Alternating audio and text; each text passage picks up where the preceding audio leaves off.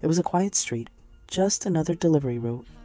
Then he saw something near the wall, an injured stray dog, barely moving. At first it looked like the dog was resting, but as he came closer, the dog tried to stand, and couldn't. The street stayed silent, no one stepped forward.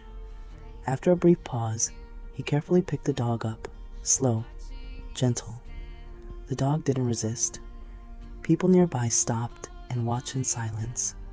Moments later, the dog was placed safely inside the delivery bag.